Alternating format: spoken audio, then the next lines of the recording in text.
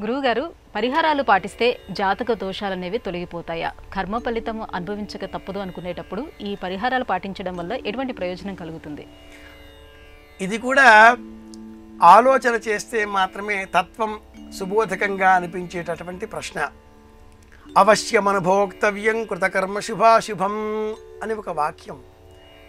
చేసుకున్న వారికి చేసుకున్నంత అనే మాట కూడా ఉంది. ఒక చక్రవర్తి తన రాజ్యంలో ఉండే ప్రజలందరినీ ఎవరి రాజ్యానికి వచ్చినా కూడా వారికి వంకాయలు అందించి అంతకు ఇంత అయితే ఇంతకు ఎంత అని అడిగేటటువంటి వాడు. పూర్వజన్మలో ఒక చక్రవర్తి బంగారం దానం చేస్తూ ఉండగా రైతు తన పంట పొలంలో పండిన వంకాయలు దానం చేసిన పుణ్యఫలం చేత ఇప్పుడు చక్రవర్తిగా జన్మించాడు. అందరికీ ఈ సంగతి తెలియదు. వంకాయలు దానం చేసిన పుణ్యఫలం చేత చక్రవర్తి అయినప్పటికీ ఇప్పటికీ వంకాయలే దానం చేస్తూ అంతకు ఇంత అయితే అనే ప్రశ్న వేసేవాడు.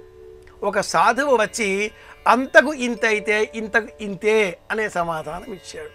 స్థాయిని అనుసరించి దానం చెయ్యాలి.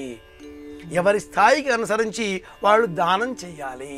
పరిహారాలు, పరిష్కారాలు ఇవన్నీ కూడా మనోబలాన్ని పెంచేవి అవుతాయి. కర్మ ఆధారంగా పుణ్యం చేసినట్లయితే పుణ్యఫలం, పాపం చేసినట్లయితే పాపఫలం అనుభవించక తప్పదు. కానీ అనుభవించే ఆ సమయంలో కొంత మనోధైర్యం పెరుగుతుంది, మనోబలం పెరుగుతుంది. ఈ కర్మ కారణంగా వచ్చేటటువంటి కాలం మంచిగా మారబోతోంది అనే విశ్వాసం కూడా మనలో పెరుగుతుంది.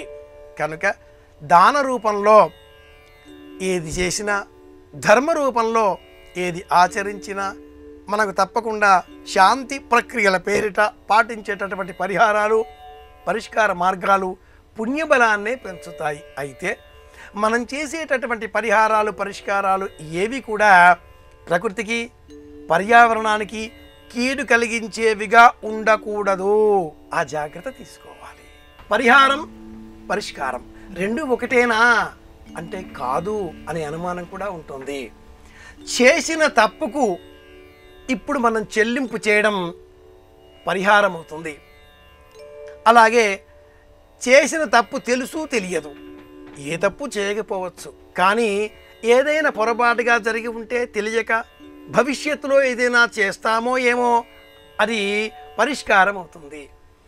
ఎక్కడో ఏదో తప్పు చేసి ఏ రోడ్డు క్రాసింగ్ వద్ద ఏ సిగ్నల్ చూడకుండా దాటి అదేదో మనకు చరవాణిలో సందేశం వస్తే ఇంకెక్కడో చెల్లింపులు చేస్తూ ఉంటాం. ఇది పరిష్కారం అవుతుంది. ముందుగా కొంత చరవాణిలో డబ్బులు జతపరుచుకుని ఉంటాం, జమ చేసుకుని ఉంటాం, చెల్లింపులు చేయడానికి సిద్ధంగా ఉంటాం. ఇది పరిహారం అవుతుంది. పరిహార పరిష్కారాలు పక్కపక్కనే ఉంటాయి, కానీ చేసే కర్మను ఆధారంగా రెండింటి విలువలను మనం నిర్ణయించవలసి ఉంటుంది.